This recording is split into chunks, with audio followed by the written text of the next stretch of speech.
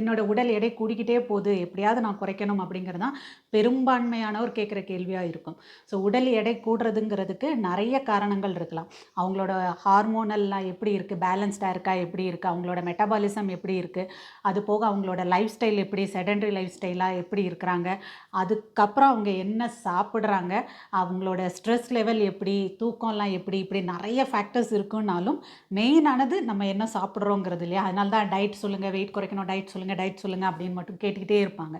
So, இன்னைக்கு நம்ம diet அப்படிங்கிறத விட என்ன ஸ்பெசிஃபிக்கான்றத விட ஜென்ரல் பாயிண்ட் ஒரே ஒரு முக்கியமான பாயிண்ட் அந்த பேசிக்ல சேஞ்சஸ் பண்ணிட்டாலே போதும். அந்த முக்கியமான பாயிண்ட்ட தழுவி வர்ற 2 சப் பாயிண்ட்ஸ்.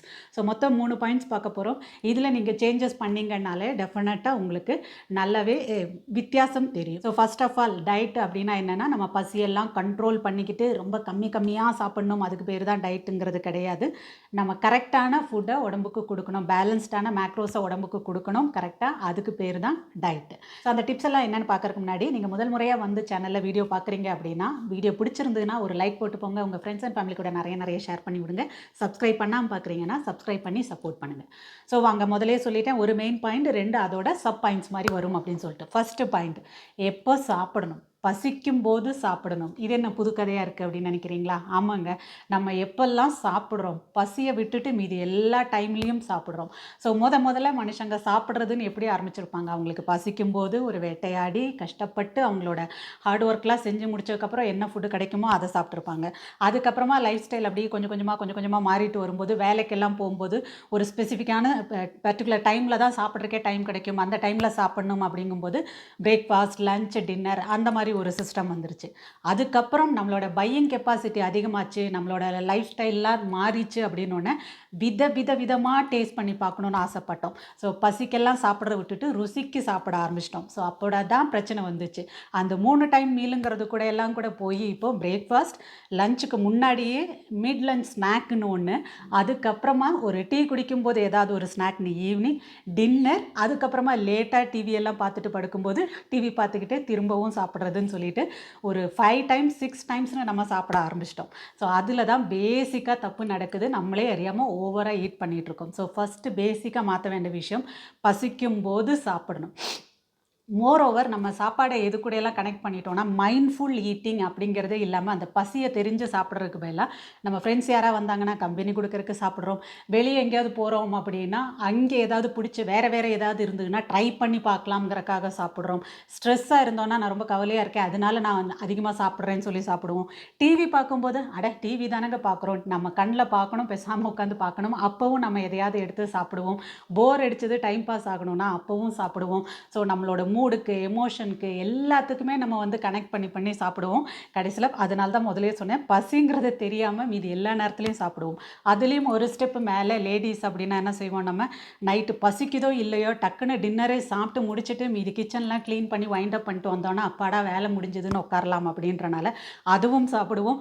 அது போக ஏதாவது மிச்சம் மீதி குழந்தைங்க, ஹஸ்பண்ட் தட்டுல யார் யார் எந்தெந்த ஃபேமிலி மெம்பர்ஸ் எல்லாம் மீதி வச்சாங்களோ எல்லாத்தையும் கூட்டாஞ்சோறா எல்லாத்தையும் எடுத்து போட்டுட்டு அதையும் டஸ்ட்பின்ல போட்டு வேஸ்ட் பண்ணிறக்கூடாதுன்னு வயித்தையே டஸ்ட்பின் ஆக்கி அதையும் சாப்பிடுவோம். ஸோ இவ்வளோ தடவை சாப்பிட்டுட்டு அப்புறம் வெயிட் குறைக்கணும்னா எப்படி பண்ண முடியும்? ஸோ ஃபர்ஸ்ட்டு பாஸ். ரொம்ப ஃபாஸ்ட்டா போடுற லைஃப்ல ஜஸ்ட் பாஸ் பண்ணிட்டு, ஒரு நேரம் சாப்பிடணும் அப்படின்னா, பசிக்குதான்னு திங்க் பண்ணி பாருங்க. நம்ம உடம்பு வந்து அவ்வளோ ஒரு வீக்கான சிஸ்டம் கிடையாது. நீங்க சாப்பாடு போட்ட உடனே தான் அதுக்கு எனர்ஜி கிடைச்சு அது வேலை செய்ய போகுது. லைக் ஒரு ஸ்விட்ச் போட்டோம்னா எப்படி ஃபேன் ஓடுது, இல்லைன்னா லைட் எரியுதோ, அது மாரி நம்ம நெனச்சு வச்சிருக்கோம். ரொம்ப வீக் சிஸ்டமா நம்ம சாப்பிட்றணும். அப்படி இல்லைன்னா எப்படி எனர்ஜி கிடைக்கும்? ஓ வெளிய போறியா? சாப்பிட்டுட்டு போயிரு. இல்லைன்னா எப்படி தெம்பே இல்லாம என்ன பண்ணுவ? ஸோ இப்படியே நம்ம அந்த டைம்னு பார்த்து சாப்பிட ஆரம்பிச்சிட்டோம். அத முதல்ல கொஞ்சம் பாஸ் பண்ணுங்க. ஒரு நேரம் சாப்பிட போம்போது பசிக்குதான்னு திங்க் பண்ணுங்க. செஞ்சு வச்சீங்க அப்படின்னா, அது அங்க தான் இருக்க போது. ஸோ பசிச்சா சாப்பிடலாம். இல்லைன்னா அது அடுத்த நேரம் எப்போ பசிக்குதோ அப்போ சாப்பிட்டு பாருங்களேன். இந்த மாரி கொஞ்சம் ஃப்ளெக்சிபிளா நீங்க ட்ரை பண்ணும்போது, ஜஸ்ட் ஒரு 1 வீக்குக்கு வேணா ரொம்ப கன்ஃப்யூஷனா, ஒரு மாரி தலைவலிக்கிற மாரி, என்னெல்லாமோ அன்ஈஸியா தோணலாம். பட் இந்த ஒரு பேசிக் பாயிண்ட்ட பிடிச்சிட்டீங்கனாலே, ஈஸியாக நீங்கள் ஓவர் ஈட் பண்ணுறதை தடுத்துடலாங்க. ஸோ இதுதான் நம்மளோட பேசிக்காக நீங்கள் ஃபாலோ பண்ண வேண்டிய ஃபஸ்ட்டு டிப். ஸோ முதலே சொன்னேன் மீதி உள்ள 2 டிப்பும் இதோட சப் டிப் மாதிரியே வரும் அப்படின்னு சொல்லிட்டு. ஸோ ரெண்டாவது என்னன்னு பார்த்தீங்கன்னா, பசிக்கும் போது சாப்பிடுங்கன்னு சொன்னேன்னா அதுலேயும் என்ன பிரச்சனை இப்போ அப்படின்னு பார்த்தீங்கன்னா, நம்ம நிறைய நேரத்தில் பசிக்குதுங்கிறதையே தவறாக புரிஞ்சுக்கிறோம். ஸோ ஒருவேளை அது வந்து தண்ணீர் தாகமாக கூட இருந்திருக்கலாம்.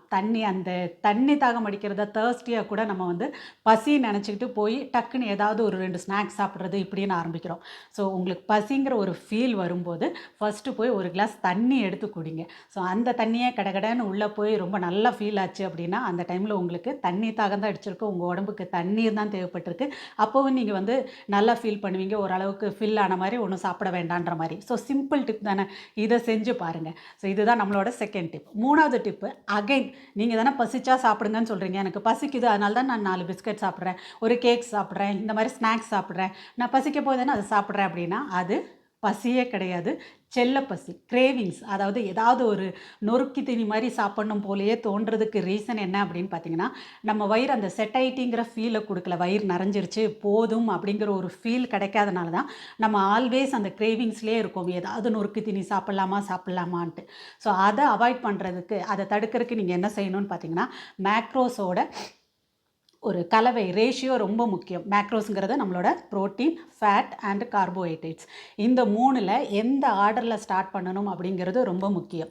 ஸோ நீங்கள் சாப்பாடு சாப்பிடும்போதே carbohydrate, simple carbs like dosa, biryani இந்த மாதிரியெல்லாம் நம்ம சாப்பிட ஆரம்பித்தோம் அப்படின்னா அது வயிறு நிறைஞ்சிச்சுங்கிற ஃபீலையே தராது. ஏன்னா மாவு சத்துக்களோட ஒரு மெயினான இதுதான் சிம்பிள் கார்போஹைட்ரேட்ஸ். அதுலேயும் எஸ்பெஷலி அது வந்து வயிறு நிறைஞ்சிச்சுங்கிற ஃபீலே தராது, நம்ம பாட்டு சாப்பிட்டுட்டே போகும். ஸோ எதுலேருந்து உங்களோட ஃபுட்டை you starts with protein fat combination. அந்த 2 மேக்ரோவும் உங்களுக்கு செட்டைட்டிங்கிற ஃபீல் தரும், திகட்டுது, வயிறு நிறைஞ்சிச்சு போதுங்கிற. ஸோ அந்த மாதிரி ஃபீல் வரும்போது நீங்கள் இந்த சிம்பிள் காப்ஸ் உங்களுக்கு பிடிச்சதை சாப்பிட்டீங்க அப்படின்னா அதோட போர்ஷன் ஆட்டோமேட்டிக்காகவே கண்ட்ரோல் ஆயிரும், ஏன்னா வயிறு நிறைஞ்சனால. ஜஸ்ட் எக்ஸாம்பிள் சொல்லணுன்னா, ஒரு பிரியாணி இருக்குது அப்படின்னா ஏதோ ஒரு பிரியாணி, ஒரு பன்னீர் பிரியாணியாக இருக்கலாம், இல்லைனா எக் பிரியாணியாக இருக்கலாம், இல்லைனா சிக்கன் பிரியாணி, ஏதோ ஒன்று. ஸோ நீங்கள் சாப்பிட்றீங்கன்னா ஃபஸ்ட்டே டக்குன்னு ரைஸை சாப்பிட்டுக்கிட்டே போனீங்க அப்படின்னா ஸோ அது ஃபுல் பிளேட்டை கூட நீங்கள் சாப்பிட்டு முடிச்சிருவீங்க, அவ்வளோ பெருசு நிறையவே இருந்தாலும் கூட.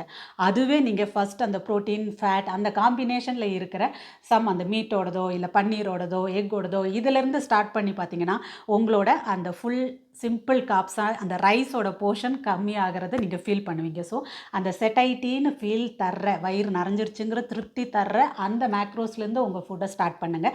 அது மாதிரி காப்ஸில் அப்படின்னு பார்த்தீங்கன்னா நிறைய ஃபைபர் ஐட்டம்ஸ், நீங்கள் சேலட், காய்கறி இதெல்லாம் இருக்குது. சிம்பிளாக சாப்பிடும்போதுங்கும்போது காய்கறியிலேருந்து ஸ்டார்ட் பண்ணுங்கள். அந்த ஃபைபர் நிறைய சாப்பிட்டுட்டு அதே இதில் ப்ரோட்டீன் ஃபேட் என்ன இருக்கோ அதோட காம்பினேஷன் அதெல்லாம் சாப்பிட்டுட்டு சிம்பிள் காப்ஸ் ரைஸ் ஏதாவது சாப்பிட்றீங்கன்னா அதை லாஸ்ட்டாக வச்சுக்கோங்க.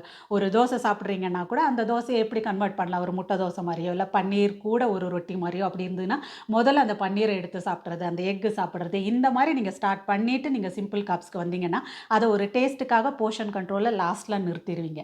ஸோ அதிலிருந்து ஸ்டார்ட் பண்ணிங்கன்னா போய்கிட்டே இருக்கும். ஸோ ஞாபகம் வச்சுக்கோங்க, நல்ல ஃபைபர், காய்கறி இதெல்லாம் தாராளமாக எடுத்துக்கலாம். அது கூட சேர்ந்து ப்ரோட்டீன் அண்ட் ஃபேட்டை எடுத்துகிட்டு சிம்பிள் காப்ஸுக்கு லாஸ்ட்டாக வாங்க. ஸோ அவ்வளோதாங்க. இந்த 3 பாயிண்ட்ஸையும் நீங்கள் ஃபாலோ பண்ணி பாருங்கள். கண்டிப்பாக உங்களோட இன்டேக்கில் டிஃப்ரென்ஸ் தெரியும். அந்த ஃப்ளெக்சிபிலிட்டி ரொம்ப நல்லா ஃபீல் பண்ண வைக்கும் உங்களை. அந்த டைம் பார்த்து சாப்பிட்றது. ஈவன் நியூட்ரிஷனிஸ்ட் எல்லாம் போனால் கூட இப்போ ஒரு டயட் சார்ட் அப்படின்னா 2 ஹவர்ஸ்க்கு ஒரு தடவை எதையாவது ஒன்று சாப்பிட சொல்லி ரொம்ப கம்மி போர்ஷனில் கொடுத்துக்கிட்டே இருக்காங்க. ஸோ 2 ஹவர்ஸ்க்கு பார்த்து அதை கவுண்ட் பண்ணி சாப்பிட்றது அப்படிங்கிறதெல்லாம் இட்ஸ் நாட், ரொம்ப நாளைக்கு போகாது. It's not a right way. So நீங்கள் ஒரு லைஃப் ஸ்டைல் சேஞ்சஸ் கொண்டு போய் எப்படி சாப்பிட்ணுங்கிறத பழகிட்டீங்க அப்படின்னா எதையும் கவுண்ட் பண்ணியெல்லாம் பார்க்கணுங்கிற அவசியமே இருக்காது. ஃபாலோ பண்ணி பார்த்துட்டு எப்படி இருந்தது ரிசல்ட் அப்படிங்கிறத அப்டேட் பண்ணுங்கள். இதே மாதிரி மட்டும் ஒரு இன்ட்ரெஸ்டிங் டாப்பிக்கோட அடுத்த பதிவில் சந்திப்போம். நன்றி.